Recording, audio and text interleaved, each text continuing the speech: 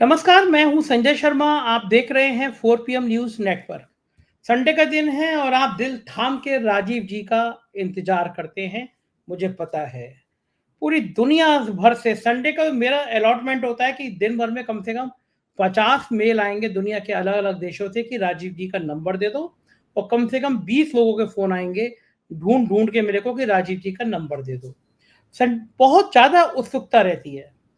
और आप कल्पना कर सकती हैं कि अभी शायद 2 या 3 अंक पहले राजीव जी ने मुझसे इंटरव्यू करते समय कहा था कि भाजपा की जो जन्मपत्री दिखाई उन्होंने शायद अप्रैल की कोई डेट बताई थी कि इससे कुछ ग्रह चेंज होंगे और उसके बाद भारतीय जनता पार्टी के किसी नेता की आकस्मिक मृत्यु या कैंसर का योग दिखाई दे रहा है। ये उन्होंने मुझसे कहा था, प्रोग्राम मेरे पास पड़ा हुआ है रिकॉर्ड में। मैं शॉक्ड हो गया, कल रात को बैठा हुआ था दफ्तर में और खबर आई कि मुरादाबाद के भारतीय जनता पार्टी के प्रत्याशी सर्वेश जी की कैंसर से डेथ हो गई। और मुझे एकदम बात याद आई कि राजीव जी ने कहा था कि जैसे ही ये काल शुरू हो रहा है, भाजपा के किसी नेता की कैंसर की अकाल मृत्यु की खबर आ जाएगी। अब आप सोचिए, कोई ज्योतिषी ऐसी कैलकुलेशन कैसे कर सकता है जो ये कह रहा हो कि अशुभ समाचार आ सकते हैं, बीमारी पड़ने के आ सकते हैं। कोई कह रहा हो कि बहुत उदासीनता युवाओं की देखने को मिल सकती है। ढेर बातें उन्होंने कही जो लगभग साबित हो रही हैं। मैं शौक में सोचता रहा कि कोई इंसान ऐसी कैलकुलेशन कर कैसे सकता है। तो आपको इंतजार होगा राजीव जी के इस इंटरव्यू में मैंने बहुत सारे रोचक सवाल पूछे हैं। तो मेरी रिक्वेस्ट है आपसे कि आप चैनल को ज्वाइन कीजिएगा, सब्सक्राइब करिएगा और सुनिएगा जरूर पूरी बात। फिर मैं बता देता हूँ आपको, हर 10 बार बता देता हूँ। आपका ज्योतिष में यकीन हो तो आप सुनिए, ज्योतिष में यकीन हो बिल्कुल मत सुनिए। मेरा ज्योतिष में यकीन है, इसलिए मैं ये प्रोग्राम करता हूँ। अब आपके और राजीव जी के बीच बहुत समय तक बाधा नहीं बनूंगा, सीधे ले चलता हूँ राजीव जी से और उनसे सवाल करता हूँ कि क्या क्या चीजें। राजीव जी, स्वागत है आपका 4 पीएम न्यूज नेटवर्क में। कल मेरा दिल दहल गया। आपने 2 या 3 अंक पहले संडे को मुझसे कहा था कि बीजेपी की ये जन्मपत्री है, इनका 6 या 8 अप्रैल डेट बताया काल शुरू होगा जिसमें बीजेपी के किसी नेता का कैंसर के या मृत्यु का योग है। और मुझे यकीन नहीं था और दुर्भाग्य से कल रात को खबर आई कि मुरादाबाद से भाजपा के प्रत्याशी सर्वेश जी की डेथ हो गई। गजब है महाराज, आप तो, आपका मतलब बजरंगबली कैसे आपके मुंह से निकलवा देते हैं। कैसी कैलकुलेशन थी, कौन सा ग्रह ऐसा था जिसके आधार पर आपने कहा था कि बीजेपी के किसी नेता की कैंसर से या गंभीर बीमारी से मृत्यु हो सकती है? योग क्या चीज थी वो? आप देखिए, दर्शकों को दिखाइएगा, ये भाजपा का वार्षिक फल मैंने आपके प्रोग्राम में दिखाया था और इसको पढ़ के भी सुनाया था। और अभी भी वो लाइन स्पेसिफिकली जो आप बता रहे हैं उस घटना को मैं पुनः जो है रिपीट करता हूँ। और ये क्योंकि भाजपा का वार्षिक फल शुरू होता है 6 अप्रैल को, कि 6 अप्रैल 1980 को ये पार्टी बनी थी। और जैसे मैंने हर प्रोग्राम में आपके बताया कि हमारे सभी का जो एनुअल हॉरोस्कोप है, हम अगर अपना साल का फलादेश देखना चाहें तो उसी दिन से शुरू होता है जब हमारे सूर्य की डिग्री उतनी आ जाए, सेम डिग्री पे आ जाए जितना हमारा जन्म हुआ था उस समय। तो भाजपा की जो वर्षफल बनी है 6 अप्रैल 1980 को, उसका ये 6 अप्रैल 2024 को 6:31 पर ये समय शुरू होता है। तो मैंने इसमें लिखा कि इनकी मुंथा छठवें भाव में है और वर्ष का स्वामी भी मुंथेस भी शनि है और वर्ष का स्वामी भी इनका एनुअल का शनि जो छठवें भाव में है। इनके लिए भविष्य में कानूनी लिटिगेशन और महत्वपूर्ण नेताओं के गंभीर बीमारियों और अन्य अशुभ समाचार का योग बना रहे हैं। इस पार्टी के बिखरने और टूटने का सहयोगियों के साथ झगड़े का भी योग है। वर्षफल भाजपा के तीसरी बार पूर्ण सत्ता में आने का योग का संकेत नहीं दे रहा है। विदेशों में छवि इनकी और बिगड़ेगी, जनता का इनसे मोह भंग होगा। ये भविष्यवाणी मैंने की थी, आप स्क्रीन पे दिखाइएगा दर्शकों को। और आप देखिए, कमाल है कि कल जो जिस घटना का आप जिक्र कर रहे हैं वो हो गई है। और अभी कुछ दिन पहले शायद एक और महत्वपूर्ण बिहार के नेता के किसी का कैंसर डायग्नोज हुआ है। सुशील मोदी का। ओके ओके ओके और ओके। आपने कहा था कि ये कैंसर की घटना से मृत्यु होगी बीजेपी के नेता की। आपने एग्जैक्ट ये लाइन मुझसे कही थी, रिकॉर्ड में है, यूट्यूब पे डेट पड़ी होती है, चेंज कर नहीं सकते, जाके देख सकते हैं। राजीव जी ने कहा था कि बीजेपी के किसी नेता की कैंसर से मृत्यु का योग बन रहा है। वो वाकई में सुशील मोदी ने खुद ट्वीट किया कि मुझे कैंसर हो गया है और कल सर्वेश जी की जो मुरादाबाद से प्रत्याशी थे, उनकी कैंसर से डेथ हो गई। देखिए, हम तो ईश्वर से प्रार्थना करेंगे कि भाई सबका कल्याण करे, भगवान सबको सुख दें। लेकिन जो अमित शाह जी की हॉरोस्कोप है, वो भी बहुत अच्छा संकेत नहीं दे रही है। उनकी भी बीमारी, अरे भैया राजीव जी मत रहम करें आप, क्योंकि अमित शाह जी के लिए भी ये बहुत कठिन समय, उनका बहुत ग्रहों की स्थिति बहुत खराब है। और खासतौर से 23 अप्रैल डेट दर्शक नोट कर लें, 23 अप्रैल से अमित शाह जी के लिए शारीरिक कष्ट बढ़ने का योग बन रहा है, आने वाली 23 अप्रैल से। राजीव जी कृपया करके ना बोले, हमें बहुत डर लगता है भैया, आप ऐसा करते हैं नहीं। अमित शाह जी से पंगे लेना अपने बस की बात नहीं है। मैं देखिए संजय जी, मैं किसी के द्वेष भाव से नहीं कह रहा हूं, लेकिन ज्योतिषियों का पहले बीमारी के लिए बताने का उद्देश्य ये होता था कि भाई हम अपनी दिनचर्या में कोई सुधार कर लें, कोई अपनी डाइट का सोच में सुधार कर लें। अब अमित शाह जैसे व्यक्ति को तो मैं यही सलाह दूंगा, अगर वो मैं उनका गुरु होता तो ये कहता भैया ये नकारात्मक बातें और द्वेष की बातें, भेदभाव की बातें, झगड़े हिंसा की बातें करना बंद कर दो और चुपचाप रिटायरमेंट लेके राजनीति से आराम से घर में बैठो, अपना पोता पोती खिलाओ। लेकिन अमित शाह जी ने बहुत अपने आप को इम्प्रूव किया है। देखिए वजन उन्होंने बहुत कम कर लिया, शुगर की वजन उनका उसकी वजह से नहीं हुआ संजय जी, वो वजन उनका बेसिकली जो उनको कोई कैंसरस टाइप की बीमारी है जो कंफर्म है, बहुत गुजरात के बहुत सारे लोगों ने मुझे बताया, उसकी वजह से वो वेट लॉस हो रहा उनका। बहुत सारी मेडिसिन खाते। एक बड़े पत्रकार ने मुझे बताया था 2019 के चुनाव में पत्रकारों के साथ कोई मीटिंग की थी, बोले कटोरी बाउल भर के वो मिठाइयां, वो क्या नाम है, मेडिसिन खाते हैं। अटल बिहारी वाजपेयी की पसंद थी। लेकिन मुझे तो किसी ने बताया कि उनको शुगर हो गई थी, तो उन्होंने खुद अपने आप को बहुत डाइट टू वाइट कंट्रोल करके वेट कम किया। ईश्वर लंबी उम्र दे नेताओं को, अमित जी को लंबी उम्र हो। लेकिन मैं ये बताइए मुझे, ग्रह कौन से होते हैं? जिस ग्रह के आधार पे आपने मुझे कहा था कि बीजेपी के नेता का निधन होगा, कैंसर होगा, वो कौन सा ग्रह था, कौन से घर में था? जरा इस तरह समझाइए, मैं भी समझने की कोशिश करता हूँ, सीख रहा हूँ आजकल। देखिए वैसे बीजेपी की जन्म कुंडली मिथुन लगन की है, जो मैंने आपके दर्शकों को दिखाई भी है और आप दोबारा दिखा भी दीजिएगा। बीजेपी की ये चार्ट है, ये बीजेपी की जन्म की कुंडली है। इसमें लगन में इनके मिथुन है, मिथुन लगन है। अरे वाह, आप भी सीख गए। और दूसरा बात यह है कि इनकी जो वर्षफल बनी वो कन्या राशि की बनी। तो जब कन्या से हम जब देखते हैं तो कुंभ राशि आती है 6वें भाव में, 6 हाउस में। तो और इनका वर्ष का जो स्वामी आया इस साल का, और ये हॉरोस्कोप जानते कहां तक कैरी करेगी? ये करेगी 5 अप्रैल 2025 तक। ये फलादेश पूरा 5 अप्रैल 2025 तक का। तो इसमें इनका साल का स्वामी हुआ शनि, और मुंथा जो है एक रेफरेंस पॉइंट होता है, मैथमेटिकल पॉइंट, जो जन्म कुंडली और वर्ष फल को लिंक करता, उसकी लिंक होती है। तो वो भी शनि निकला। तो 6वां भाव में शनि का और मुंथेश का वर्षफल का जाने का संकेत आ गया कि इस और 6वां घर रोग ऋण शत्रु का होता है। दर्शकों को पता है कि 6वें भाव से रोग ऋण शत्रु देखते हैं, तो इसमें इलेक्शन भी इसी में आता है। तो ये दुर्घटनाओं का और अशुभ समाचारों का योग बन गया, क्योंकि वर्ष का स्वामी भी फंस गया वहां पर जाके, और जो है क्या नाम है, मुंथेश भी इसमें फंसा हुआ है। तो ये इसके करके जो है बीजेपी के लिए बहुत अच्छा साल नहीं जाने वाला है। अच्छा मुझे बताइए, आपने एक लाइन और कही थी कि आप ये जो है बीजेपी के लिए युवाओं में उत्साह नहीं रहेगा इस चुनाव को लेकर, या आपने कहा था पार्टी को लेकर, और वाकई में जो पहले चरण का मतदान हुआ तो आपने जो कहा था वही हुआ। कमाल 5-5, 6-6% वोट कम पड़े, बीजेपी की नींदें उड़ गई हैं। मतलब जो फीडबैक आया है पूरे देश से, वो भाजपा का तापमान बढ़ाने के लिए पर्याप्त। दूसरी चीज, एक आशंका जता रहे हैं लोग, कहना नहीं चाहिए मुझे, सतपाल मलिक जी पूर्व गवर्नर साहब पहले भी कह चुके हैं, जो पहले चरण का मतदान है, अगर यही ट्रेंड बना रहा तो आपको क्या लगता है कि त्रिशंकु विधानसभा लोकसभा बनेगी, या इंडिया गठबंधन की सरकार आएगी, या एनडीए की सरकार आएगी? दूसरा, आपने जो मुझसे कहा था कि लोगों का उत्साह नहीं बनेगा, युवाओं का उत्साह नहीं बनेगा, वो वाकई वही हुआ कि उत्साह में नहीं आए, इसीलिए वोट कम हुआ।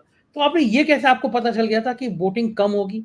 हम तो मान रहे थे कि इतना मोदी जी का ऐसा जोश होगा, वो कह रहे थे मोदी की गारंटी है, तो गारंटी के बदले में हमने कहा वोटिंग 80% जाएगी, लेकिन वोट तो बहुत कम आए पहले चरण में, सबके पसीने छूट गए। तो ये कौन सा ग्रह था आपका?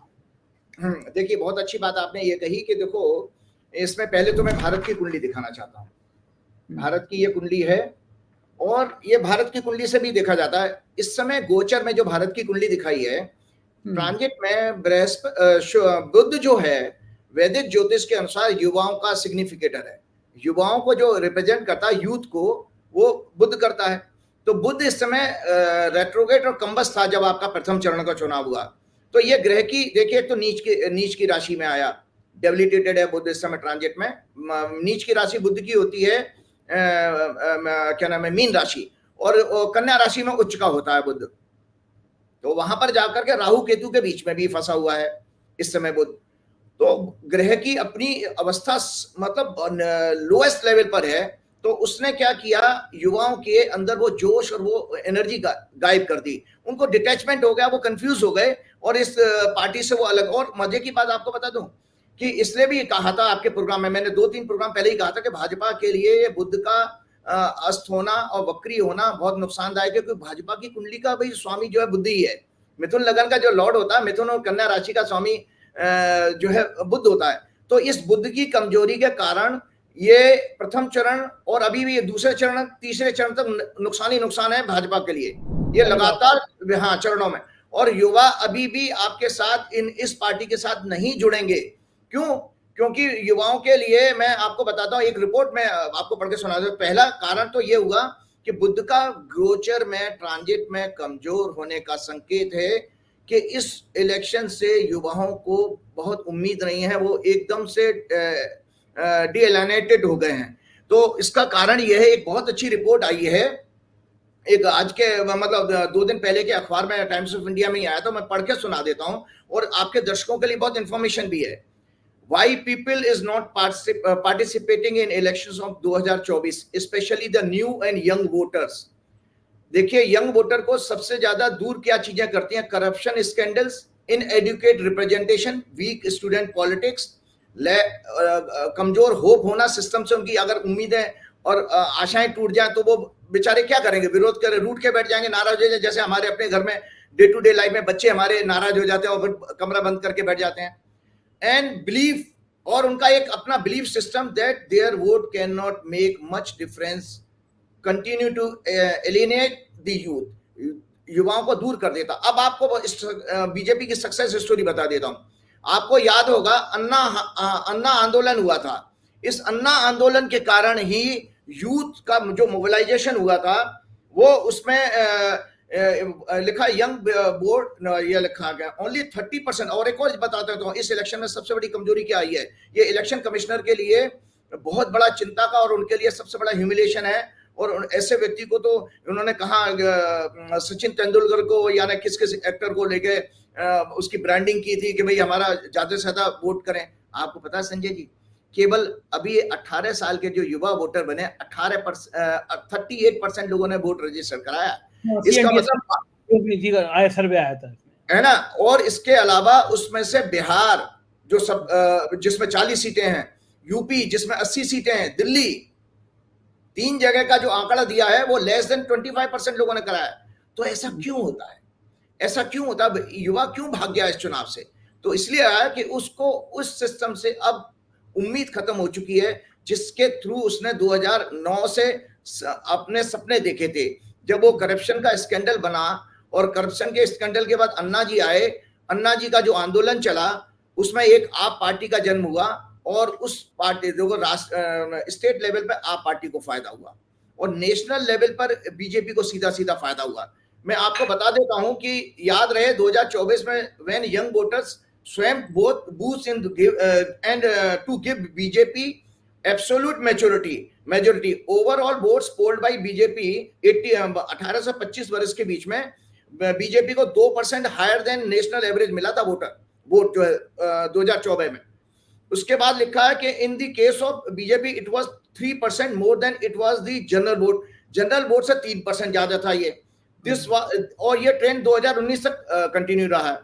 दे बिलीव्ड, युवाओं को क्या लगा था उस समय? They believe that new future corruption free country in the leadership of Modi, BJP support among young voters jumped from 61% to 68%, and this was a bump of 7% up, contributed to 4% increase in the proportion of BJP gathered nationwide vote। तो ये जो vote है BJP का, यही आज withdraw कर गया है। तो ये बीजेपी के लिए अच्छा संकेत नहीं है और ये इसका रिफ्लेक्शन आप अपने चुनाव में देख भी रहे हैं।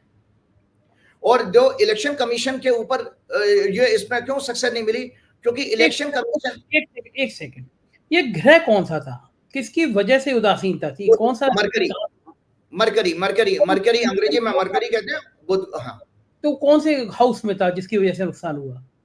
देखिए इसमें हाउस से पहले ये देखते हैं कि बुध की अपनी कमजोरी किसके लिए, वो किस ग्रह का मतलब घर का स्वामी है, और ओवरऑल उसका जो सिग्निफिकेंस क्या है, सिग्निफिकेंस है युवा, और बीजेपी का वो लगना लौट हो गया। तो आप याद रखिएगा, हमारी आपकी जिंदगी में, दर्शक ये सुन ले, किसी की भी जिंदगी में अगर ट्रांजिट में, गोचर में अगर उनका लगन का स्वामी पीड़ित हो जाए, अस्त हो जाए, या वक्री हो जाए, या 6, 8, 12 संकट के घरों में चले जाए, तो आपके लिए कोई संकट आ रहा है, तो ये ग्रेड, हाँ, किसी के लिए भी हो, तो ये बीजेपी के लिए संकट रेडीमेड है और पूरे एंटायर चुनाव में रहने वाला है। आपको ये बीजेपी की स्थिति नहीं बदलने वाली है। मैंने बता दिया ना कि बीजेपी को जो 2 जनरल इलेक्शन में सक्सेस मिली है, वो 7% का जंप जो उनकी वोट शेयर में बढ़ा था, वो केवल युवाओं की वजह से। आज वो युवा क्या देख रहे हैं, क्योंकि पहले तो इलेक्शन कमीशन के ऊपर उनको शक हुआ है, और इलेक्शन कमीशन से उनकी नाराजगी है, उदासीनता है। क्यों? क्योंकि इलेक्शन कमीशन इस चुनाव में लेवल प्लेइंग फील्ड नहीं पैदा कर पाया। लेवल प्लेइंग फील्ड ये कहते हैं कि भाई इलेक्शन के टाइम पे आप अपोजिशन लीडर के ऊपर छापे डाल करके उनको जेल में डाल रहे हो, तो कंपटीशन तो खत्म कर रहे हो। तो युवाओं को ये लगा कि भाई ये कैसा इलेक्शन है कि जिसमें अपोजिशन कमजोर हो गया, अब और उसको आप जो है एक ही तरफा कार्रवाई। देखिए आज का युवा इंफॉर्मेशन वाला है, सोशल मीडिया वाला है, उसको आपका गोदी मीडिया ने बेशक उसको सही इंफॉर्मेशन ना दी हो, लेकिन उसके पास इंफॉर्मेशन आ रही थी सोशल मीडिया के जरिए, तो वो कंपेयर तो कर रहा है, बिल्कुल कर रहा है ना। और आपको पता है कि कंपेयर करने के कारण अब वो बेचारा बच्चा कुछ कर तो सकता नहीं है। इसी तरह से आपने देखा कि छात्र राजनीति को भी बुद्ध रिप्रेजेंट करता है।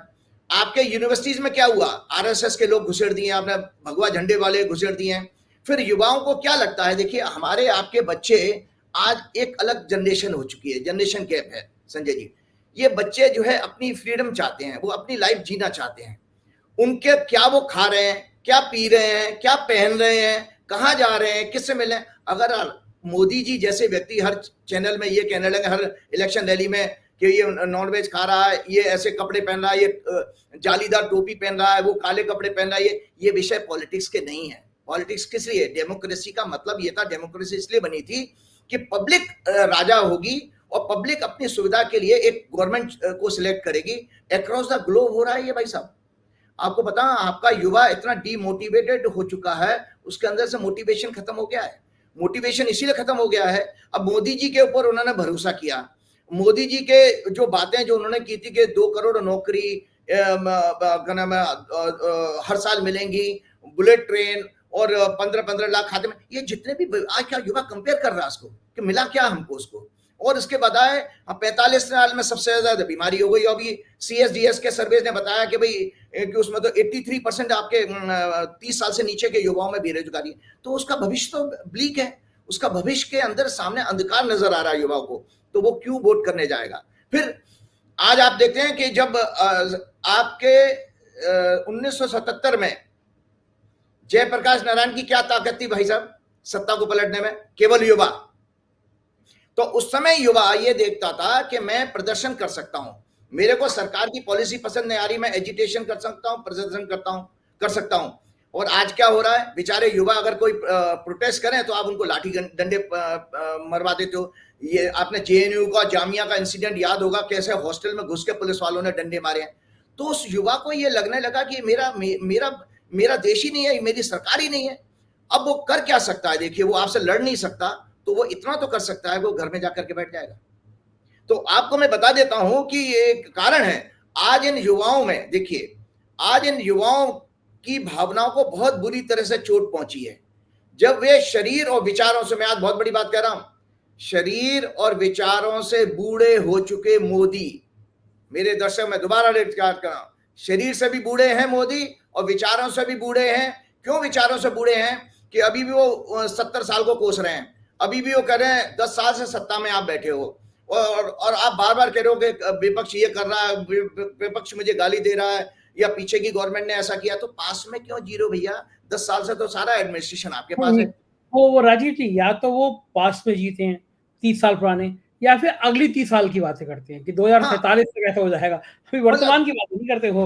तो इसीलिए वर्तमान में क्या आप देखिए, आज का बच्चा हमारे आपसे, आपके यूथ से, यूथ वाले फेज से ज्यादा एक्टिव है, क्योंकि उसके पास इंफॉर्मेशन उसके फिंगर पिन के एकदम फिंगर टिप्स पर पड़ी हुई है।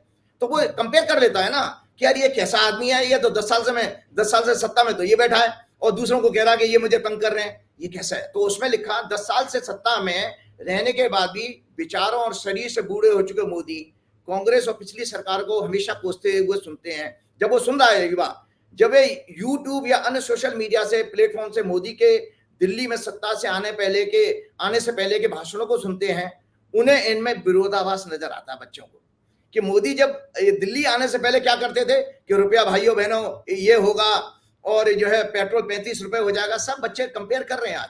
तो उनको ये मौका मिला है, उन्होंने 2 टर्म दिए मोदी को। एक टर्म में तो वो कैरिड अवे हो गए, मतलब उनकी भावना मोदी जी की बातों में आ गए। दूसरा बात, जब मोदी जी ने कहा भाइयों बहनों 5 साल और दे दो मुझे, याद होगा पहले उन्होंने 60 महीने मांगे थे, फिर उन्होंने 5 साल और मांगे।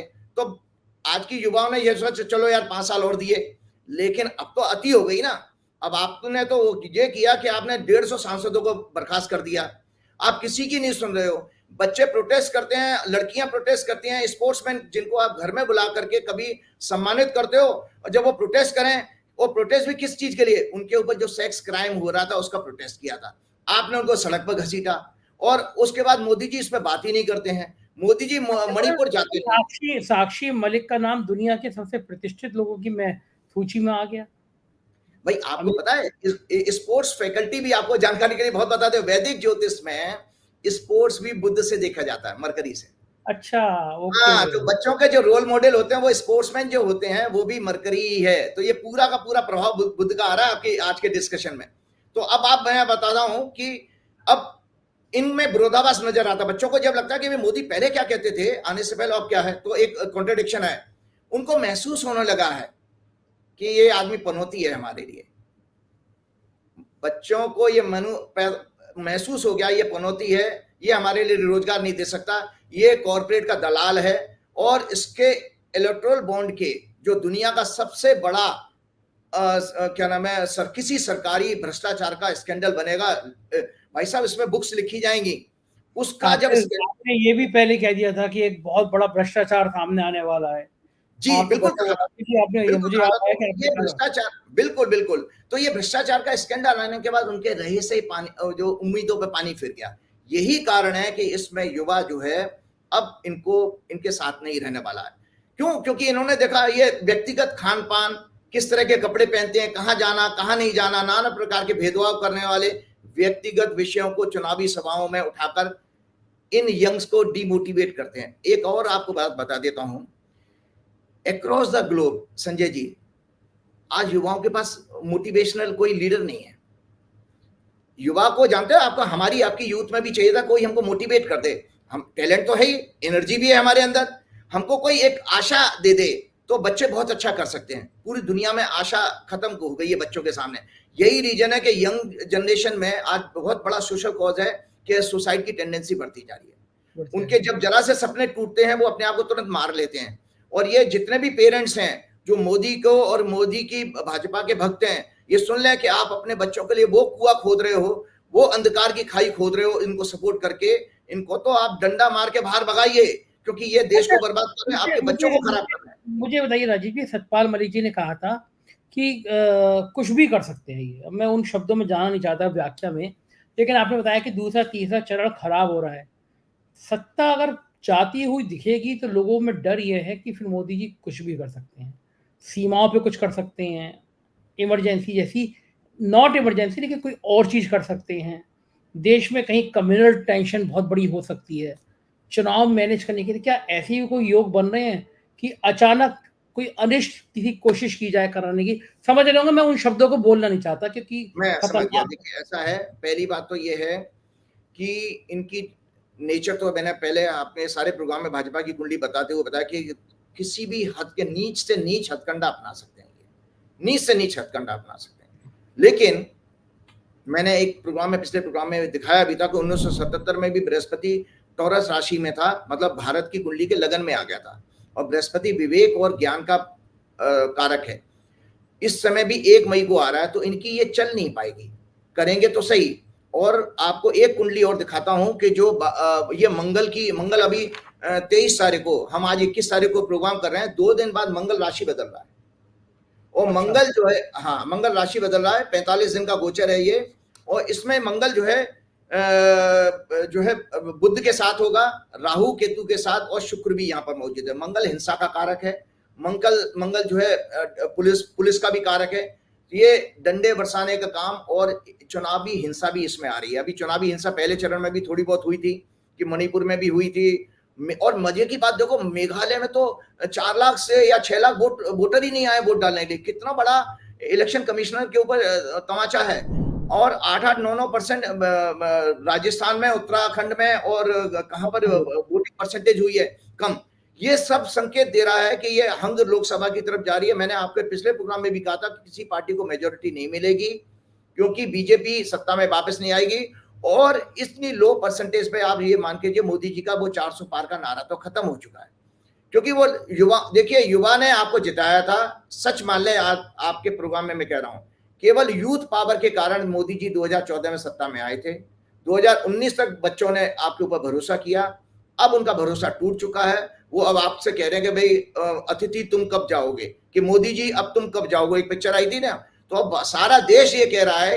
ये आज आपके दर्शक, दुनिया के सब लोग ये जान लें कि जो वोटिंग परसेंटेज कम हो रही है और आगे भी अच्छी संकेत नहीं आ रहे हैं। एक और ग्रह चेंज होने जा रहा है। शुक्र जो है 25 तारीख को चेंज होगा। और शुक्र जो है 25 तारीख को मेष राशि में पहुंच रहा है। शुक्र का महत्व इसलिए है कि भारत की कुंडली जो मैंने आपको दिखाई थी, उसमें चुनाव के घर का स्वामी भी है और लगन का स्वामी भी है। मैंने पहले ही बता दिया कि हमारे व्यक्तिगत जीवन में भी अगर लग्नेश पिट जाएं, 6-8-12 में चले जाएं, तो हमारे लिए संकट आ रहा है। तो इसका मतलब है इस चुनावी पार्टिसिपेशन में और गिरावट आने वाली है। अभी महिलाएं भी इसमें की संख्या भी घटेगी, क्योंकि शुक्र जो है महिलाओं का कारक है। और शुक्र का जो है, शुक्र भारत की कुंडली में 6वें घर का लॉर्ड है ना, इसलिए मैंने चुनाव की बात कही। तो ये 25 तारीख को एक ग्रह की, और शुक्र जो है कंबस्ट, अस्त भी होने जा रहा है। अस्त होने का मतलब है जैसे आपके अंदर जो एनर्जी है वो एनर्जी ड्रेन हो गई, और आप जैसे हम लोग नहीं परफॉर्म कर पाते अच्छी, जितनी मर्जी आपकी लंबाई चौड़ाई हो, हाइट हो, फिजिकल बॉडी जितनी स्ट्रांग हो, लेकिन अगर आपकी इनर स्ट्रेंथ कमजोर हो जाए तो हम परफॉर्म नहीं कर पाते। तो इस शुक्र का और मंगल का गोचर भाजपा के लिए और देश के लिए अच्छे चुनाव का संकेत नहीं दे रहा। ये चुनाव बेसिकली एक 4 जून को कौन सा, 4 जून को जब जी रिजल्ट आ रहा होगा 4 जून को, उस दिन स्टार्स कैसे होंगे, ग्रह क्या होंगे? वो तो मैंने आपको पहले बताया। उस दिन की स्टार देखो, उस दिन भी चंद्रमा, जैसा आपका 19 अप्रैल को चंद्रमा की स्थिति थी, शनि और मंगल के साथ पीड़ित था, और सेम स्टेज 4 जून को भी है कि ये हंग रिजल्ट है। किसी पार्टी को सत्ता में आने का मौका नहीं, मतलब किसी पार्टी की एब्सोल्यूट मेजोरिटी नहीं आएगी। और आपको बता देता हूं, शुक्र का गोचर मैंने आपको दिखा दिया। ये आपका शुक्र का गोचर है। ये जो 25 अप्रैल को शुक्र जो है चेंज होने जा रहा है। अच्छा, हाँ, 25 अप्रैल को। और ये अच्छी स्थिति नहीं है। एक और मैंने कहा, सेकेंड फेज का चुनाव जो आपके 26 ये डेट है, हाँ, आपने देख लिया। 26 को भी चंद्रमा जो है शनि से पीड़ित हो रहा है। तो मैंने आपके हर प्रोग्राम में बताया कि जब जब चंद्रमा हमारे परसेप्शन का कारक है, हमारे इमोशंस और फीलिंग का कारक है। इसी कारण आपके जो है पब्लिक जो है राजा के विरुद्ध मतदान करेगी, या मतदान में विरोध करने के कई तरीके हैं। या तो वो बटन दबाए, या वो वोट में पार्टिसिपेट ही ना करे, वो भी तो विरोध है। जैसे केकई आपकी विरोध करके कोप भवन में बैठ गई थी जा करके। तो ये सारे संकेत भाजपा के लिए अच्छे नहीं आ रहे हैं। और निरंतर वर्चफुल की भी हमने चर्चा करी ली, तो ये भाजपा के लिए और देश के लिए बहुत अच्छा संकेत नहीं है। और इसमें सबसे बड़ी बात यह है कि इन युवाओं ने ये देखा कि जिस तरह से गोदी मीडिया का जो रोल रहा है, और आपको पता है इंटरेस्टिंगली मीडिया का कारक भी बुध है। तो बुध, अच्छा, इसीलिए लो लेवल का जो मीडिया का, जो मेन स्ट्रीम मीडिया का व्यवहार रहा है, वो इसी कमजोर बुध के कारण है। तो भाई कम्युनिकेशन का कारक है। देखो, बच्चे को कोई लेना देना नहीं है कि आप जो है राम मंदिर आपने बनाया, या आपने वो क्या नाम है, समुद्र के अंदर डुबकी लगा ली, या वो जो है गंगा जी में नहा रहे हो, या 10 मंदिर में आप रह आए और दुनिया में लोगों को कह रहे हो कि भाई मैंने 9 दिन उपवास रखा प्राण प्रतिष्ठा के लिए, उसको बच्चों को कोई लेना है? बच्चों को भविष्य उनके सामने खड़ा होता है, उनकी शिक्षा है, उनका स्वास्थ्य है, उनका कैरियर है। तो ये सब चीजें विषय इसमें ये टोटली फेल हो चुके हैं। अब मैं अच्छा, आपको एक बताइए मुझे, आपने कहा था कि जो हमारा जो अब साल चेंज होता है, इससे दुनिया पे भी असर, आपने कहा था कि दुनिया पे भी अच्छे असर नहीं आएंगे। वो क्या असर है? कुछ देशों में मैं देख रहा हूँ कि पंगे हो हाँ, ही रहे हैं। बिल्कुल। एक मैंने कुंडली आपके प्रोग्राम में संवत्सर की कुंडली भी मैंने चर्चा करी थी, उसमें दिखाया था, उसका फलादेश मैंने लिखा था कि पूर्व काल में राज जोशी इसी दिन से आने वाले वर्ष का फलादेश देखते थे, क्योंकि इस वर्ष का राजा मंगल है और मंत्री जो है शनि है। उसकी नीतियां, उनका जनता के ऊपर प्रभाव, जनता का व्यवहार, अर्थव्यवस्था, प्राकृतिक प्रकोप, वर्षा की अवस्था, कृषि, अनाज, फल, सब्जी, युद्ध जैसे हालात, आतंकवादी घटनाएं, ये सब मैंने आपके प्रोग्राम में 8 अप्रैल जो पहले, इससे पहले वाला प्रोग्राम था, उसमें मैंने बताया था। और एग्जैक्टली क्या हुआ कि दुबई जैसा मॉडर्न जो है सिटी अबू धाबी का, और मतलब ये सोचिए कि वो किसी भी कीमत एक बारिश में पूरा तहस नहस हो गया। एक बारिश में पूरा भगवान ने खड़ा कर दिया, जैसे कोविड में पूरी दुनिया को खड़ा कर दिया था। आज आपकी साइंस, विज्ञान, सबकी जो है सुप्रीमेसी को भगवान ने जीरो कर दिया कि आप एयरपोर्ट में घुस ही नहीं सकते। फ्लाइट, पूरी दुनिया की फ्लाइट डाइवर्ट हुई है।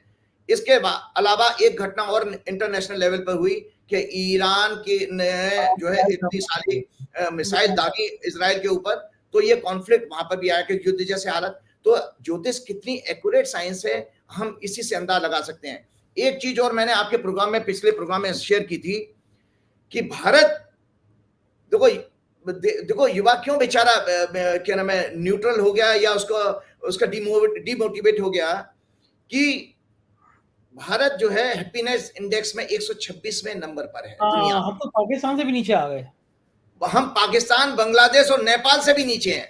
तो अच्छा, हैप्पीनेस, राजीव जी, कभी शर्म आ रही है कि पाकिस्तानी आदमी हमसे ज्यादा खुश रहता है? आपको एक और चीज जानकारी बता दो, तो ये हैप्पीनेस इंडेक्स किस पे ऊपर बेस पे बना है, उसके पैरामीटर क्या है जिस पे ये डिसाइड किया जाता है?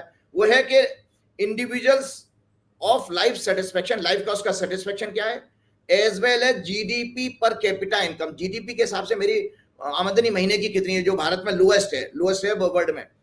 Social support, healthy life expectancy, freedom of expression and speech, generosity and corruption free. तो आप सोचिए, फ्रीडम ऑफ स्पीच और क्या नाम है एक्सप्रेशन का कहाँ है हमारे यहाँ? बच्चे कुछ बोले तो आप सोशल मीडिया पे उनके, एक छोटी बच्ची याद है आपको 2019 के आसपास से इलेक्शन, वो कर्नाटक में, बेंगलोर में, उसको बेचारे को जेल में डाल दिया था, उसके किसानों के आंदोलन पे उसने कोई ट्वीट किया था। तो बच्चे ये देखते हैं कि ये कैसी डेमोक्रेसी है कि जय मैं मेरा ही देश है, मेरी सरकार है, मैं उससे प्रश्न नहीं पूछ सकता। और वो बच्चे ये देखते नहीं है कि हमने एक ऐसा प्रधानमंत्री चुना जिसने 10 साल में कोई प्रेस कॉन्फ्रेंस नहीं करी है। वो हमारे प्रेस कॉन्फ्रेंस करने का मतलब क्या है भाई? प्रेस कॉन्फ्रेंस करने का मतलब यह है कि जनता के जो क्वेश्चंस हैं उनका आप आंसर दो। क्यों नींद मिली, क्यों बेरोजगारी इतनी है, क्यों महंगाई इतनी है? तो सुधीर चौधरी को इंटरव्यू देते हैं। देखिए, वो इंटरव्यू नहीं, किसी जगह बहुत अच्छा लिखा था, वो स्टेनोग्राफी है। जैसे आप डिक्टेट करते हो ना अपने क्या नाम है पीए को बुला करके, तो वो मोदी जी ने क्वेश्चन दे दिए, पीएमओ ने उनके जवाब रटे रटाए जवाब, वो कोई दूसरा क्वेश्चन कर नहीं सकते, तो उसका कोई माने नहीं है। वो मोदी जी का महिमा मंडन कर रहे हैं, लेकिन ऊपर वाला कितना तेज है। काल क्या देख रहा है? काल ने पहले फेज के चुनाव में आपके लिए चिंताएं तो आ गई इनके मन में। सुधीर चौधरी का भविष्य क्या होगा फिर चुनाव के बाद? देखिए, ऐसा है, मैंने कहा कि इनके लिए वो बुरे दिन है, ये तो छछूदर बनेगी। एक तो असत्य को उन्होंने दिखाया है, सत्य को उन्होंने नहीं दिखाया। तो अपना जो मूल धर्म था, जो आपका पत्रकारिता का धर्म क्या है कि सत्ता से प्रश्न पूछना और उसकी सूचना जनता तक पहुंचाना। क्योंकि जनता राजा है, राजा के पास उसकी सूचना नहीं पहुंच रही है, तो वो क्या करेगा बताइए? कितनी कैसी डेमोक्रेसी है ये। और आपको बता देता हूं कि इस केस में जो है आने वाले टाइम में सबसे ज्यादा जो है जनता के क्रोध का और एंगर का शिकार मीडिया भी होने वाला है। छुचुंदर कैसे बनेंगे? छुचुंदर ये होता है, छुचुंदर का लेवल क्या है? झूठन खाता है ना वो आपके इधर उधर ड्रेनेज में जाकर के, तो ये लोग भी तो झूठन खा रहे हैं। सरकार ने जो पैसे चंद टुकड़े डाल दिए उसमें उनके पास उसकी जो है हेज मास्टर बॉयस, आप पहले HMP का रिकॉर्ड प्लेयर होता था, उसमें एक बेटा होता है हेज मास्टर बॉयस। तो वो जैसी हालत हो चुकी है हमारी मीडिया की भी, प्लस जो जांच एजेंसियां हैं, जो ब्यूरोक्रेसी है। एक और चीज आपको बहुत अच्छी जानकारी शेयर करता हूं मेरे शायद बच्चे बहुत सारे आईएएस में जो सिलेक्ट हुए हैं वो भी जुड़े हुए हैं, यंग ऑफिसर्स हैं, मिडिल एज के भी हैं। बच्चों में एक निराशा और आ गई है। जो ब्यूरोक्रेसी के लिए जो क्रेज होता था भाई साहब, वो बच्चों में बहुत कम हुआ है। एक बड़े टॉप के भाई साहब ब्यूरोक्रेट ने मुझे कहा था कि आचार्य जी, हम अपने बच्चों को आईएएस आईपीएस नहीं बनाना चाहते, कि हमको लगता है कि इन लोगों के आगे हमको जो है ऐसे अपनी अस्मिता और अपनी इज्जत गिरवी रखनी पड़ेगी, और हमारे पास कोई फ्रीडम नहीं है। हम कॉन्स्टिट्यूशन को जानते हुए कि ये असंवैधानिक है, लेकिन हमें उस पर जबरदस्ती काम कराया जाता है। कितने बच्चे, यंग बच्चों ने मुझे बताया था कि आचार्य जी, हमारी नौकरी खतरे में हो गई, हमारे ऊपर केस लाद दिए गए हैं। उन्होंने जब नेता के कहने से कोई काम नहीं किया, चीफ मिनिस्टर की तरफ से आदेश आ जाता है कि भाई जैसे उन्होंने जबरदस्ती मुस्लिम इलाके में रेड करो और वो बुलडोजर चलाओ, इससे और उनसे एक्शन करा लिए। उन बच्चों के भाई साहब वो उनको जो है साइडलाइन करके, जब वो कोर्ट में मैटर चला गया तो उन बच्चों को साइडलाइन करके उनको अनइम्पोर्टेंट पोस्ट पे पोस्टिंग कर रखी है। तो बच्चों में, और दूसरा बच्चों के अंदर देखो डीमोटिवेट होने का कारण ये भी है, मोदी जी जब सत्ता में आए, सारा वो गुजरात से वो हवाई जहाज भर के अपने ब्यूरोक्रेट लेके आए थे, पीएमओ में सारे गुजरात कैडर के आईएएस भर दिए उन्होंने।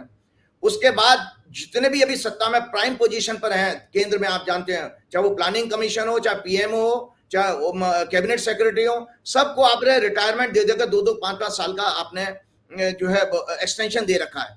उससे क्या हुआ कि यंग ऑफिसर को अब ये फ्यूचर ही नहीं लगा कि मैं उस लेवल तक कभी पहुंच पाऊंगा, कि जब आप बूढ़े लोगों से ही अगर आपको काम चलाना है, फिर यंग को लाए क्यों हो आप?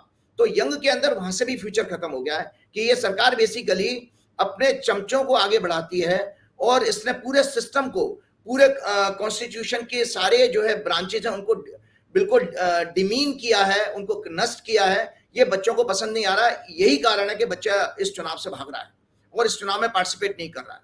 और आपको लिए जानकारी के लिए बता देता हूं कि एक बहुत अच्छी जानकारी लेकर के आऊं, एक बीबीसी के प्रोग्राम से। अंधभक्तों को यह पता होना चाहिए, आप पाकिस्तान पाकिस्तान करते फिरते हो। आपको पता मोहम्मद अली जिन्ना कौन थे? हिंदू थे और गुजराती थे। पूंजा भाई के पुत्र जेना भाई और जेना भाई ठक्कर, ये बीबीसी की एक प्रोग्राम की मुझे वीडियो मिली थी, उससे मैंने आपको बता रहा हूं। पूंजा भाई एक था राजकोट जिले का पानेली गांव, उसमें पूंजा भाई हुए थे। पूंजा भाई के पुत्र थे जेना भाई ठक्कर, उनके पुत्र मेहमद थे जो लोहना ठक्कर जाति के हिंदू थे। इन्होंने मछली का कारोबार किया, जिसके कारण हिंदू समाज में इनको जो है तिरस्कृत किया गया था, निकाला गया था। इसके कारण, और ये कराची में जाके बस गए थे, क्योंकि उस समय गुजरात में इस तरह का कारोबार नहीं कर सकते थे आप मछली वगैरह का। तो कराची में जब ये बस गए हैं तो जाके मेहमद ने अपना नाम मोहम्मद कर लिया, और गुजरात में आपको पता पिता का नाम साथ में चलता, जो जेना भाई से वो जिन्ना हो गए। तो इसलिए मोहम्मद अली जिन्ना जो है वो बेसिकली हिंदू थे, ठक्कर कम्युनिटी के थे और गुजरात के थे। मुझे नहीं पता, ये जानकारी आप ही की है, आप ही कॉपीराइट आप ही का है, मेरा नहीं है। बीबीसी को कोट करना, ये बीबीसी की रिपोर्ट है। तो ये नहीं पता, मैं हिंदू मुसलमान के चक्कर में बिल्कुल नहीं पढ़ने वाला। मैं इसलिए बता रहा हूं कि जो जिस तरह से आप ये पाकिस्तान की बात करते हो, तो वहां पर भी गुजरात का एक लिंक आता है कि किस तरह से देश को जो टुकड़े करवाने में वहां पर भी गुजरात का एक रोल आ रहा है। लाल कृष्ण आडवाणी गए तो थे उनकी मजार पर, जिन्ना की इसीलिए गए तो आडवाणी जी को पता था कि ये हिंदू हैं। और मैं आपको बता रहा हूँ, मुस्लिम, आप एक नई कंट्रोवर्सी खड़ी कर रहे हैं। नहीं, कंट्रोवर्सी नहीं। एक और एक चीज दर्शकों के सामने शेयर करता हूं कि मोदी जी का मुस्लिम प्रेम कितना है, अंधभक्तों को तो पता नहीं है। देखिए, मोदी जी आजाद भारत के पहले प्रधानमंत्री हैं जिन्होंने 15 बार मिडिल ईस्ट की यात्रा करी है। खाड़ी देशों में गए कई बार, और खाड़ी देशों की। और इसके अलावा उन 15 यात्राओं में से अकेली 7 उन्होंने ट्रिप जो है अबू धाबी की करी है। और अबू धाबी का शेख जो है जब आया था तो अहमदाबाद में उन्होंने रोड शो भी किया था। उसका कारण ये, और मोदी जी वहां की इनके ये बोहरा तो मंदिर भी तो बनवाया वहां पे उन्होंने, वो इसीलिए बनवाया। तो उसका कारण सुन लीजिए कि वोहरा मुस्लिम कम्युनिटी है, ये मिडिल ईस्ट में मेजोरिटी जो है वोहरा मुस्लिम्स की है, और वोहरा मुस्लिम्स का ओरिजिन गुजरात से है। और ये बेसिकली, हाँ, ये व्यापारी कम्युनिटी होती है, ये उस तरह के नहीं होते हैं, उचक्के टाइप के नहीं है, अच्छे हाई क्लास, और ये इनका कॉमर्शियल वो होता है इंटरेस्ट ज्यादा से ज्यादा। इसीलिए आप देख रहे हैं कि फिलिस्तीनी और इजराइल का संघर्ष हो रहा है, उसमें अबू धाबी, सऊदी अरब, ये एक तरह से न्यूट्रल रहते हैं, कतर वगैरह, बहरीन, ये न्यूट्रल देश हैं। इनका मुस्लिम कनेक्शन गुजरात, तो भी आपको पता है मोदी जी ने कहीं कहा था, मैंने कोट कहीं पर न्यूज पढ़ रहा था कि मुझे यहाँ करके ऐसा लगता है घर जैसा प्रतीत होता है। और वहां की मस्जिदों में भी मोदी जी जाते हैं तो वहां भी उन उन लोगों का, और एक दर्शकों को पता होना चाहिए, अदानी और अंबानी का बहुत बड़ा इन्वेस्टमेंट जो है मिडिल ईस्ट में हो रखा है, और मिडिल ईस्ट का जो है इन्वेस्टमेंट भारत में भी हो रखा है। तो ये मोदी जी का मुस्लिम प्रेम भी दिखाता कि ये अरे वोट लेने के लिए इसको तो छोड़िए, आप अंबानी का चैनल, मुकेश अंबानी का चैनल नेटवर्क 18 दिन भर हिंदू मुसलमान करते रहता है, और मुकेश अंबानी को जब रहना होता है तो वो दुबई में अपना हजारों करोड़ का बंगला खरीदते हैं। नहीं, ये तो ड्रामा है। ये तो हमारे हिंदी बेल्ट के उत्तर भारतीय लोगों को है कि आप इनकी बातों में कितना कॉन्ट्रडिक्शन, विरोधाभास पाएंगे। इनके संबंध कुछ और आपको पता है, जो विदेशों से एफडीआई आता है, विदेशी पैसा जो आता है, सिंगापुर और मॉरिशस के बाद चौथे नंबर पर सबसे ज्यादा पैसा आपके यहाँ आता है, तो मिडिल ईस्ट से आ रहा है। तो आप उनका पैसा इस्तेमाल करते हो, अपना पैसा उनके यहाँ लगवाते हो, उसके बाद यहाँ पर उत्तर भारत के लोगों को हिंदू मुसलमान करके वोट आप लेते हो। तो आप एक तरह से धोखा कर रहे हो सबके साथ। कई बार कहता भी हूँ, माल कमाएगा गुजराती भाई, घंटा बजाएगा यूपी बिहार का भाई। चलिए, एक चलते चलते मैं एक प्रश्न का, आपका पिछले बार का प्रश्न का समाधान कर देता हूं।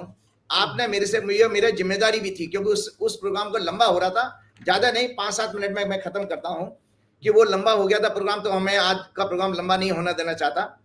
आपने कहा था कि क्या शास्त्रों में लिखा है कि नॉनवेज खाना मना है, आपको याद होगा आपने कहा था। तो मैं ये गीता दिखा रहा हूं, दर्शक ये सुन ले, देख लें गीता।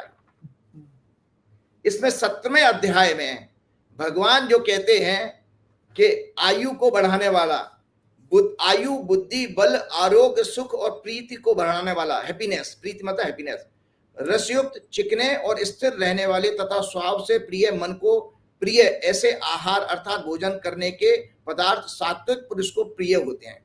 जो आपके अंदर स्पिरिचुअलिटी आएगी इन पदार्थों से, जिनमें चिकनाहट हो, रसयुक्त हो और स्थिर रहने वाले हो। तो ये food which promote longevity, intelligence, vigour, health, happiness and cheerfulness, and which are juicy, succulent, substantial and naturally agreeable are liked by men of सात्विक नेचर। तो जो कृषि उत्पाद है उसमें, क्योंकि नॉनवेज का कारण ये बताते हैं कि भाई देखिए, पूर्व काल में जब हमारी सभ्यता डेवलप नहीं थी, खाने के लिए नहीं था, वेजिटेशन नहीं होता था, तो लोग फिर इस तरह एनिमल को खा लेते थे। हमारे टीथ का स्ट्रक्चर भी छोटा है, तो इसलिए हम जो लोग जो वायलेंट कैटेगरी के जानवर होते हैं, उनके टीथ का साइज अलग होता है। और साथ में आपको बताते हैं, इनकी जो पीएच है ये हाई प्रोटीन डाइट है, और हाई प्रोटीन डाइट हमारे बॉडी में कैंसरस ग्रोथ के लिए रिस्पॉन्सिबल होती है। तो भगवान ने ये जो बताया कि अति कड़वे, खट्टे, अति नमकीन, अति गर्म, अति तीखे, अति रूखे, अति दाहकारक मतलब गर्म भोजन दुख, सुख और रोगों को देने वाले होते हैं। इनको राजसीय लोग पसंद करते हैं। सड़ा हुआ, रस रहित, दुर्गंधित, बासी और झूठा मांस आदि का भोजन, मांस आदि का भोजन भगवान लिख रहे हैं तामसी प्रवृत्ति के लोगों को प्रिय होता है। तामसी प्रवृत्ति मतलब थोड़ी सी राक्षसी प्रवृत्ति। राक्षसी प्रवृत्ति क्या होती है? हिंसा रहेगी, रेस्टलेस रहेंगे। हिंसा का मतलब ये बेसिकली आपके थॉट्स में नेगेटिव थॉट्स भी आए, वायलेंट थॉट्स आए, वो हिंसा है। क्योंकि हिंसा शारीरिक हिंसा ही नहीं है, मानसिक हिंसा भी होती है। आप किसी को अब्यूज गाली कर दो, और जैसे मोदी जी बार बार ये जो कड़वी बातें करते हैं, ये बेसिकली उनकी वाचिक हिंसा है। आप किसी को बुरा भला, मोदी जी तो शाकाहारी है, उनसे ज्यादा तो मैं ही कूल रहता हूँ। नहीं मैं तो नहीं, वो मैंने आपको पहले ही बताया। ये बंगाल के लोग तो बड़े कूल होते हैं, वो तो मछली खाते हैं, हर आदमी, दूसरा आदमी। नहीं, बंगाल के लोगों को शॉर्ट टेम्पर्ड होते हैं। मैं भी बंगाली हूँ।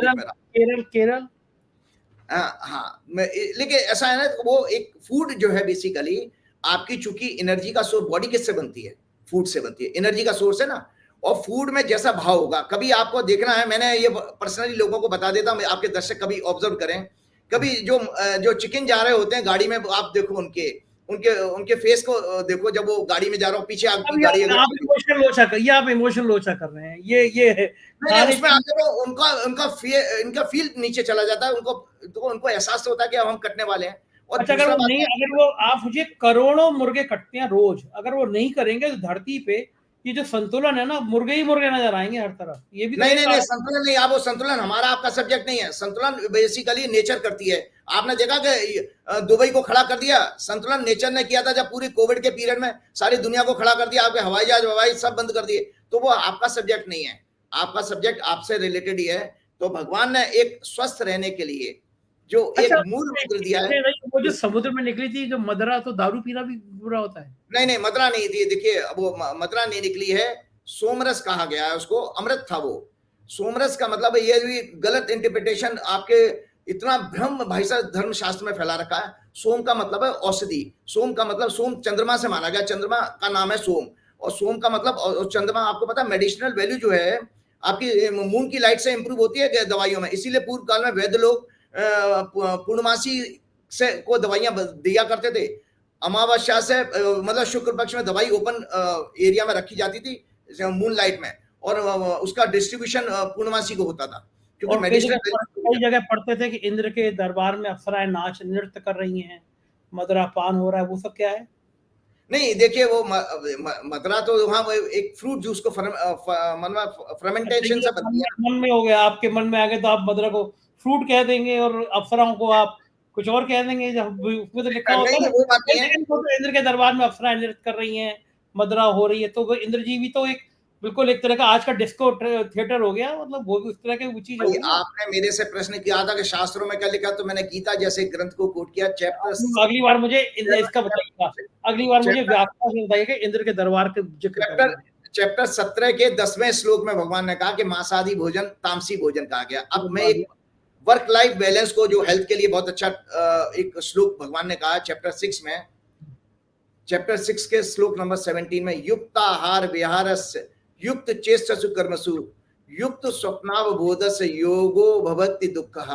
भगवान कहते हैं, हे अर्जुन, दुखों और शारीरिक परेशानियों को नाश करने वाला, मतलब आपको स्वास्थ्य की दृष्टि से अच्छा योग, तो उचित आहार, राइट फूड, उचित विहार, राइट मतलब वॉकिंग वगैरह करना, घूमना फिरना, यथा योग कर्मों को पुरुषार्थों को करने से, तथा यथा योग सोने से, मतलब स्लीप भी आपकी मॉडरेट होनी चाहिए, और टाइम पर जागना, इससे सिद्ध होता है।